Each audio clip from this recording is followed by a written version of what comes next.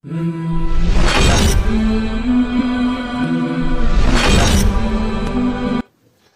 क़ाल रसूलुल्लाह सल्लल्लाहु अलैहि वसल्लम अफ़ज़लुस सियाम बाद रमज़ान शहरुल्लाहिल मुहर्रम औ कमा क़ाल अलैहिस्सलातु वस्सलाम। 10 मुहर्रम हराम के हवाले से एक तो इस दिन का रोज़ा है जिसको यौमुल आशूरा भी कहा जाता है। 10 मुहर्रम को इसका एक रोज़ा रखना है। वैसे तो नबी पाक सल्लल्लाहु अलैहि वसल्लम ने फरमाया कि रमज़ान मुबारक के जो फर्जी रोज़े हैं इसके बाद पूरे साल में जो जिस दिन का रोजा रखना सबसे ज्यादा सवाब बायस अजर है वो मुहर्रम के रोजे हैं। यानी मुहर्रम के महीने में किसी दिन भी आप रोजा रखें, ये रोजा तमाम पूरे साल में फर्ज रोजे के बाद ज्यादा अजर और सवाब का बायस है। लेकिन इस मुहर्रम हराम के हवाले से जो 10 मुहर्रम यौम आशूरा का रोजा है इसकी फजीलत फिर इससे बढ़कर है। यानी सबसे बड़ी फजीलत तो फर्जी रोजे रमजान मुबारक के हैं। उसके बाद जो दर्जा आता है वो यौम आशूरा यानी 10 मुहर्रम हराम का रोजा है। और उसके बाद जो है ना ये बाकी जो पूरे मुहर्रम के रोजे हैं इसकी जो है ना फजीलत साबित है। नबी पाक सल्लल्लाहु अलैहि वसल्लम मक्की दौर में यौम आशूरा का एक रोजा रखते थे और बाज़ अइम्मा से मनकूल है कि जब तक रमजान मुबारक का महीना फर्ज नहीं हुआ था, रमजान मुबारक के रोजे फर्ज नहीं हुए थे, तब तक यौम आशूरा का रोजा रखना फर्ज था। लेकिन जब रमजान मुबारक के रोजे फर्ज कर दिए गए उसके बाद इस यौम आशूरा के रोजे की फर्जियत बाकी न रही। लेकिन नबी पाक सल्लल्लाहु अलैहि वसल्लम उसके बाद फरमाया कि जिसको इख्तियार है जो रोजा रखना चाहे तो रख ले, जो न रखना चाहे न रखे। और नबी पाक सल्लल्लाहु अलैहि वसल्लम ये रोजा हमेशा रखा करते थे। लेकिन मदीना मुनव्वरा में जब ये इल्म हुआ कि यहूद भी 10 मुहर्रम हराम का रोजा रखते हैं और यहूद ने इसकी वजह ये बताई कि हज़रत मूसा अलैहिस्सलाम को अल्लाह ताला ने फिरौन से निजात दी और फिरौन बेरकुलज़म में गर्क हुआ, तो इस खुशी में हजरत मूसा अलैहिस्सलाम ने रोजा रखा था और यहूद भी उसी खुशी में रोजा रखा करते थे। नबी पाक सल्लल्लाहु अलैहि वसल्लम ने फरमाया कि तुमसे ज्यादा हक फिर मूसा पे हमारा है। यानी मूसा अलैहिस्सलाम अल्लाह ताला के पैगंबर हैं, वो अगर खुशी में रोजा रखा करते थे तो हम भी रोजा रखा करेंगे। लेकिन अब नबी पाक सल्लल्लाहु अलैहि वसल्लम पहले से रोजा रख भी रहे थे। अब नबी पाक सल्लल्लाहु अलैहि वसल्लम को जब इल्म हुआ कि यहूद भी ये रोजा रखते हैं तो आप सल्लल्लाहु अलैहि वसल्लम ने फरमाया कि आइंदा साल हम 2 रोजा रखा करेंगे। जो 10 मुहर्रम का आशूरा का रोजा तो रखेंगे ही रखेंगे, लेकिन इसके साथ या तो 9 मुहर्रम का रोजा मिलाएंगे या इसके साथ 10 मुहर्रम का रोजा मिलाएंगे। यानी या तो 9-10 का रोजा रखेंगे या 10-11 का हम रोजा रखेंगे अगले साल। लेकिन नबी पाक सल्लल्लाहु अलैहि वसल्लम अगले साल दुनिया में न रहे और नबी पाक सल्लल्लाहु अलैहि वसल्लम का विसाल हो चुका था, इसलिए नबी पाक सल्लल्लाहु अलैहि वसल्लम इन 2 रोजों पर अमल न कर सके।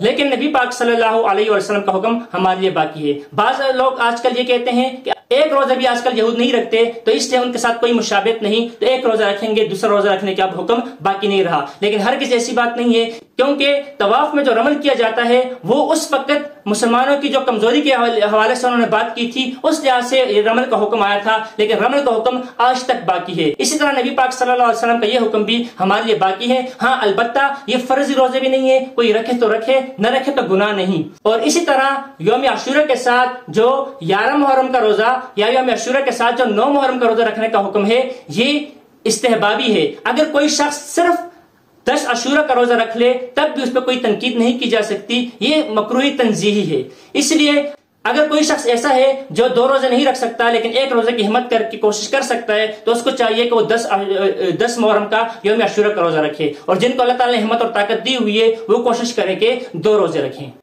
इसके अलावा बहुत सी ऐसे हदीस हैं जो ज़ईफ है, लेकिन बहुत कसरत की वजह से ये हदीस से साबित होती है ये बात कि 10 मुहर्रम हराम को जो शख्स अपने अहल व अयाल पे नान नफका में, खाने पीने में वसात करेगा तो पूरे साल उसके माल में, उसके दौलत में और उसके रिज़्क में बरकत रहेगी।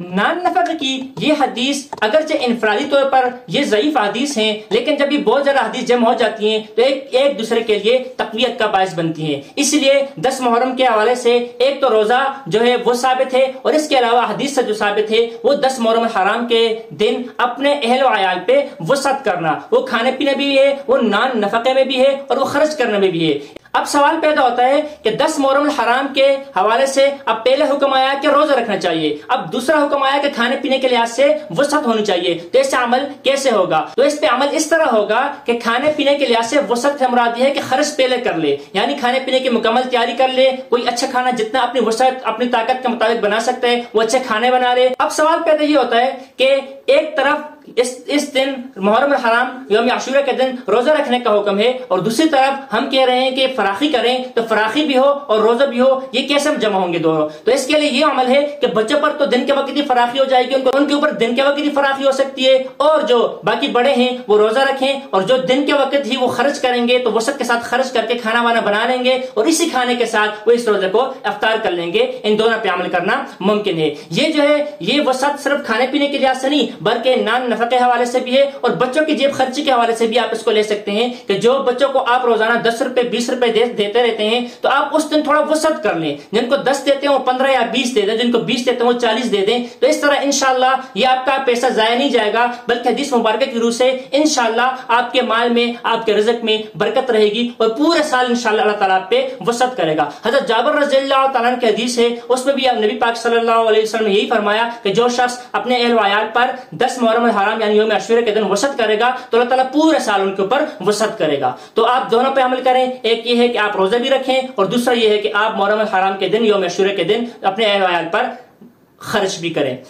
लेकिन ज़हन में यह रहे कि ये वसत का हुक्म फर्ज और वाजिब नहीं, इसलिए इस पे जो अपनी वसत के मुताबिक अगर कोई 10 किस्म के खाने पका सकते हैं और अच्छे अच्छे और महंगे खाने पका सकते हैं, वो अपनी वसत के मुताबिक अच्छे खाने बना ले। लेकिन एक आम गरीब सा बंदा है, वो अपनी बकदर इसमें अपने खाने में वसत कर सकता है, लेकिन इसके लिए किससे उधार लेना और किससे मांग के फिर अपने खाने अहल व अयाल पे वसत करना, ये हरगिज़ साबित नहीं।